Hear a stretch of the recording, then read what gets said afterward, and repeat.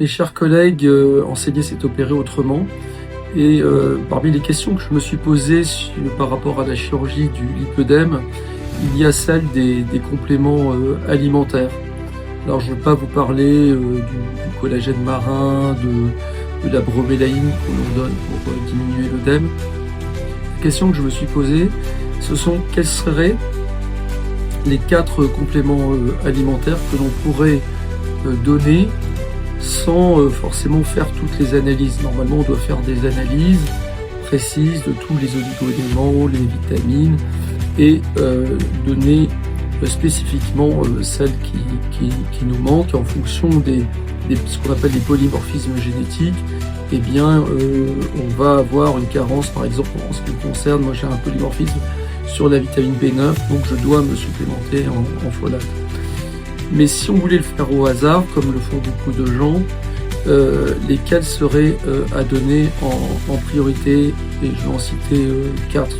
Alors ça a quand même du sens parce que récemment, il y a la semaine dernière, je crois, une publication est sortie dans Nature, une très bonne revue, et ils ont montré que une population pourtant âgée qui prenait une simple polyvitamine, pas forcément bien adaptée au niveau des supplémentations, avait permis statistiquement d'augmenter l'espérance de vie. Il y avait un effet statistique qui a été démontré. Alors je reprends ma question. Imaginons qu'on fasse nous aussi une supplémentation au hasard. Quelles seraient les 4 supplémentations à réaliser? Eh bien tout d'abord, je donnerai la vitamine D. Il faut savoir que dans la population française, il y a plus de 40% des Français qui ont des taux de vitamine D assez bas. Pas au point d'avoir un rachitisme, mais qui sont vraiment dans la fourchette basse. Et j'avais fait l'expérience dans mon propre service à l'époque où j'étais hospitalier, sur des jeunes, donc sur mes élèves, mes étudiants, et pareil, on avait retrouvé ce chiffre-là. Donc sur une supplémentation au hasard, je conseillerais la vitamine D. D'autre part, je conseillerais le zinc. Le zinc donc va permettre d'améliorer l'immunité, et de la même façon, la population est très carencée en zinc, et on l'a vu au moment du Covid, que le cocktail vitamine D zinc pouvait améliorer les défenses contre le Covid.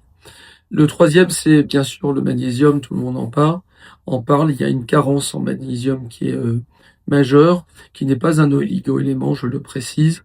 Et donc, on a intérêt aussi à se supplémenter en magnésium. Bien sûr, idéalement, on fait les analyses, mais si on ne peut pas le faire, avec ces 3-là, il y a de grandes chances pour qu'on soit au moins déficitaire dans l'un des 3.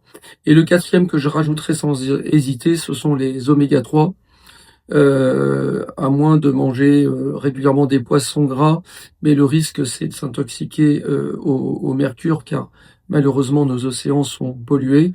Eh bien, je pense qu'une supplémentation en oméga 3 peut grandement aider. Et dans ce cas, je conseillerais plutôt de consommer des oméga 3 tirés des algues qui peuvent être élevés dans des bacs sécurisés, de telle sorte qu'il n'y a aucune contamination au mercure, et puis ça évite d'aller chasser des saumons en Arctique, et donc de participer encore une fois à la pollution. Voilà, merci d'avoir partagé cette réflexion qui est néanmoins chirurgicale puisqu'elle concerne le périopératoire. À très bientôt.